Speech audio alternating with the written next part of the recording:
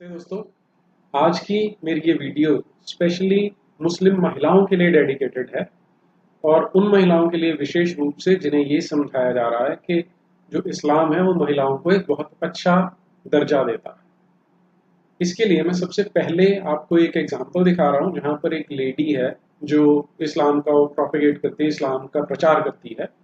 उससे किसी ने क्वेश्चन पूछा कि जो ये अरेबिया का पैगंबर था मोहम्मद बिन अब्दुल्ला, उसकी एक हदीस है जिसमें उसने कहा है कि जो महिलाएं हैं नर्क में वो ज्यादा देखने को मिलेंगी।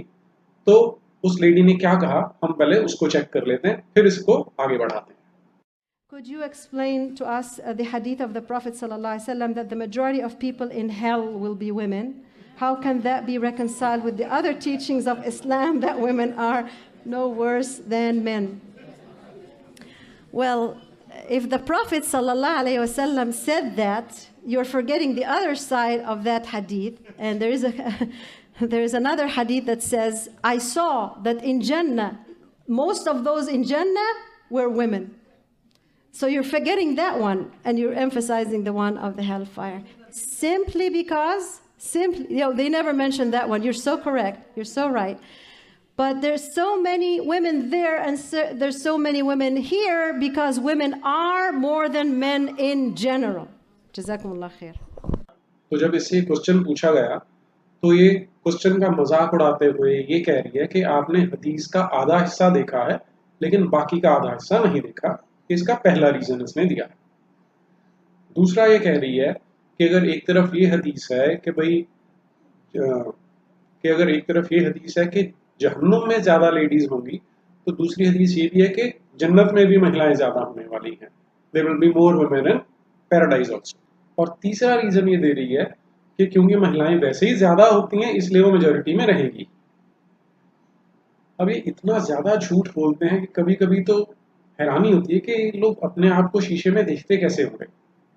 लेकिन एनीवे, पहली चीज तो जो इसने कही कि महिलाएं ज्यादा होती, ये इस्लाम वाले, ये जो जिहाद लॉबी है, ये हमेशा ये झूठ बोलते हैं कि क्योंकि जो लेडीज हैं वो हमेशा ज्यादा होती हैं इसलिए हमें 4 शादियां करने की परमिशन मिली हुई है, या इसलिए जन्नत में और जहन्नुम में वो ज्यादा होने वाली है।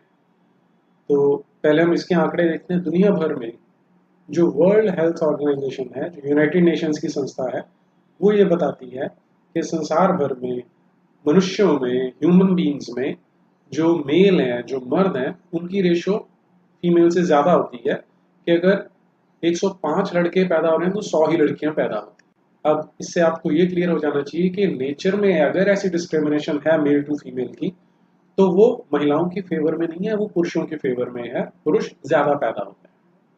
तो पहला तो इनका ये आंसर हम गलत प्रूव कर रहे हैं।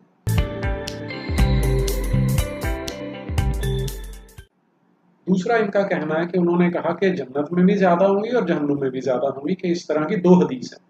हालांकि मुझे दूसरी हदीस दिखाई नहीं दी, लेकिन अगर ऐसा है तो इसका अर्थ ये हुआ कि जो अरेबिया का पैगंबर मोहम्मद था वो ऐसी बातें बताता था जो कि वैसे ही अंडरस्टूड थी कि ऐसा तो होना ही है। तीसरा इसने कहा कि आपने हदीस का आधा हिस्सा पेश किया है, बाकी का आधा हिस्सा पेश नहीं किया। आप देखते तो उसमें उन्होंने बड़ी अच्छी बात बताई हुई है। तो आइए हम अब इस हदीस को चेक करते हैं कि हदीस क्या कहती है। यहाँ मैं एक खुशखबरी दे दूं, पहले हमारे देश में हिंदी में ये हदीसें नहीं मिला करती थी। अब इन्होंने कुछ छाप दी है तो मुझे भी बाई चांस मिल गई है। जिन लोगों को हदीस नहीं पता क्या होती है तो उन्हें मैं बता दूं कि अरेबिया में एक बिजनेसमैन था मोहम्मद बिन अब्दुल्ला नाम का, जिसने इस्लाम नाम का मजहब शुरू किया था। उसने जो बातें कही, जो उसने बिहेवियर किया, इन रिपोर्ट्स को हदीस कहा जाता है। और वैसे तो सुन्नियों के लिए और शियाओं के लिए टोटल मिला लें तो लगभग 300 के करीब किताबें मिलती हैं जिन्हें हदीस कहा जाता है। लेकिन इनमें से सुन्नियों के लिए 6 हैं जिनको ऑथेंटिक माना जाता है, जिनको सही माना जाता है। इन्हें सिहा सित्ता कहते हैं। और इन 6 में से भी जो सबसे ऑथेंटिक मानी जाती है वो है सही बुखारी या हदीस बुखारी। अब मैं इसी में से जो सबसे ऑथेंटिक इनकी हदीस है उसमें से कोट करता हूँ क्या लिखा है। ये पेज नंबर 418, हदीस नंबर 1520। हजरत उसामा कहते हैं कि हजरत मोहम्मद रसूलुल्लाह सल्लल्लाहु अलैहि वसल्लम ने फरमाया, मैं जन्नत के दरवाजे पर खड़ा हुआ तो मैंने जन्नत में दाखिल होने वाले अक्सर लोग मिस्कीन ही देखे, और दोज़ख के दरवाजे पर जब खड़ा हुआ तो वहां भी अक्सर दाखिल होने वाली औरतें देखी।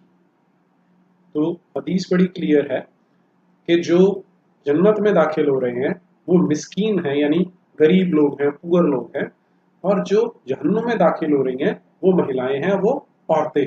तो हदीस बड़ी क्लियर है, दो पार्ट्स हैं कि जन्नत में जाने वाले गरीब लोग हैं और जहन्नुम में जाने वाली औरतें हैं। जो ये आपको बताने की कोशिश कर रही थी कि आपने सेकंड पार्ट नहीं देखा, तो ये सेकंड पार्ट है। लेकिन ये जिहाद लॉबी वाले जो मोस्टली प्रोपेगेंडिस्ट हैं वो ये बोल देते हैं कि ट्रांसलेशन गलत हुआ है हिंदी में। हम इसको इंग्लिश में चेक कर लेते हैं, क्या बताते हैं वो। ये जो रेफरेंस है मैं सही बुखारी में से ही ले रहा हूँ, volume 7, book number 62, number 124, narrated Usama. The Prophet said, I stood at the gate of paradise and saw that the majority of the people who entered it were the poor, while the wealthy were stopped at the gate for the accounts. But the companions of the fire were ordered to be taken to the fire. Then I stood at the gate of the fire and saw that the majority of those who entered it were women. तो जो English में हदीस है वो भी बिल्कुल clear है कि जो जहन्नुम में जाने वाली हैं वो औरतें हैं, और जो जन्नत में जाने वाले हैं वो ज्यादा गरीब लोग हैं।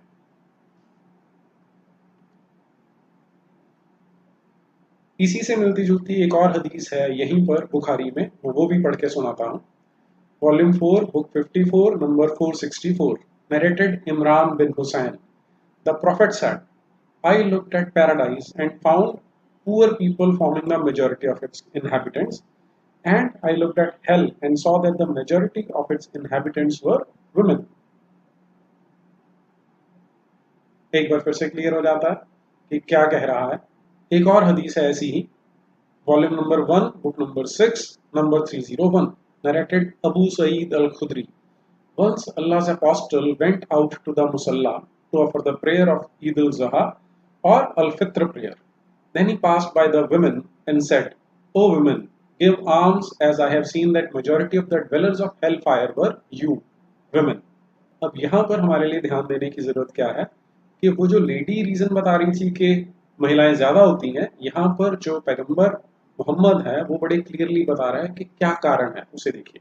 They asked, why is it so, O Allah's apostle? He replied, you curse frequently and are ungrateful to your husbands. I have not seen anyone more deficient in intelligence and religion than you. A cautious, sensible man could be led astray by some of you. The woman asked, O Allah's apostle, what is deficient in our intelligence and religion? He said, is not the evidence of two women equal to the witness of one man? They replied in the affirmative. He said, this is the deficiency in her intelligence. Isn't it true that a woman can neither pray nor fast during her menses? The woman replied in the affirmative. He said, this is the deficiency in her religion. तो ये जो हदीस number 301 है, इसमें जो Arabia का पैगंबर था मोहम्मद बिन अब्दुल्ला, वो 3 मेजर कारण बता रहा है कि क्यों जो लेडीज हैं, जो महिलाएं हैं, जो मुस्लिम लेडीज हैं, वो नर्क में जाने वाली है। तीनों को एक एक करके चेक करते हैं।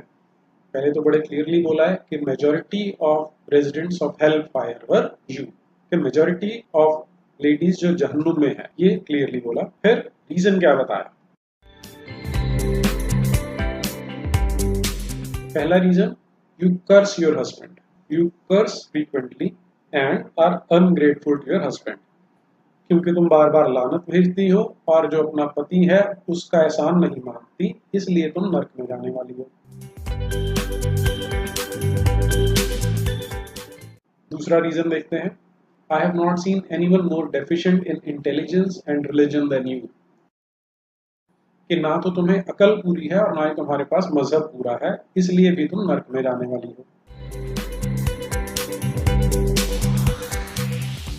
और तीसरा कारण, a cautious sensible man can be led astray by you, कि एक बिल्कुल सावधान रहने वाला समझदार आदमी भी, समझदार मर्द भी तुम्हारे चक्कर में इधर उधर भटक सकता है। तो ये 3 मेजर कारण पैगंबर हजरत मोहम्मद सल्लल्लाहु अलैहि वसल्लम बताते हैं कि क्यों महिलाएं जो मुसलमान लेडीज हैं वो नर्क में क्यों ज्यादा रहने वाली हैं।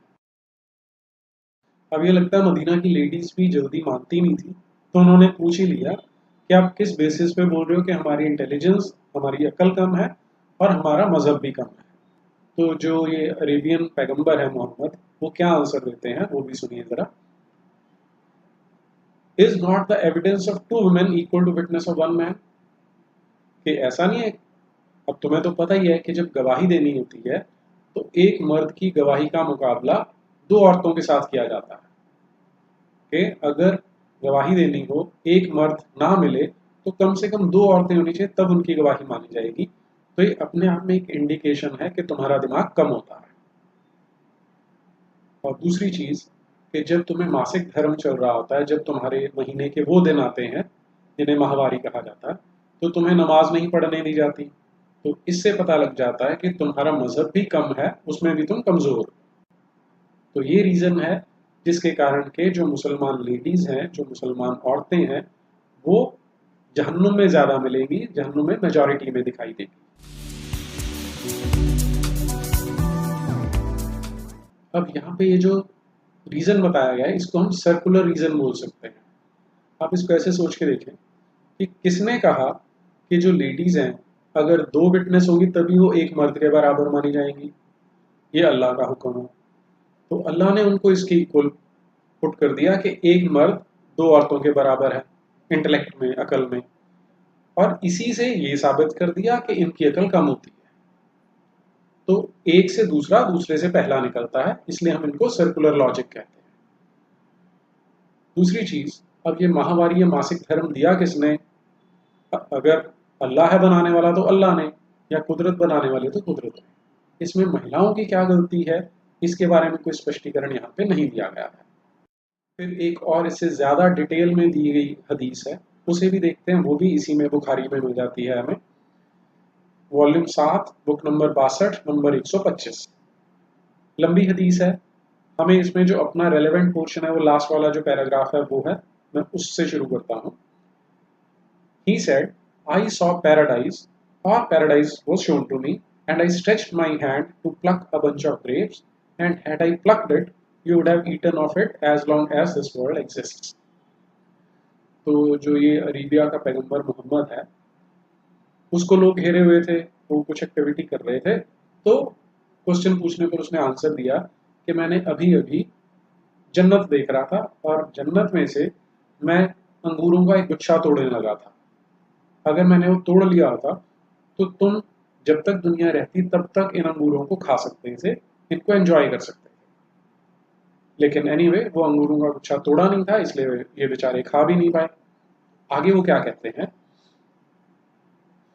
Then I saw the hellfire, and I have never before seen such a horrible sight as that, and I saw that the majority of its dwellers were women. फिर मैंने जहन्नुम की आग देखी, ये बड़ा ही भयंकर नज़ारा था, ऐसा मैंने कभी नहीं देखा। और उसमें मेजॉरिटी, उसमें ज़्यादातर जो था वो औरतें थी, वो महिलाएं थी। तो जो आसपास लोग थे उन्होंने पूछा कि इसका कारण क्या है। तो ये जो पैगंबर मोहम्मद बिन अब्दुल्लाह हैं, वो बताते हैं ड्यू टू देयर अनग्रेटफुलनेस, कि क्योंकि एहसान फरामोश होती हैं, एहसान नहीं मानती।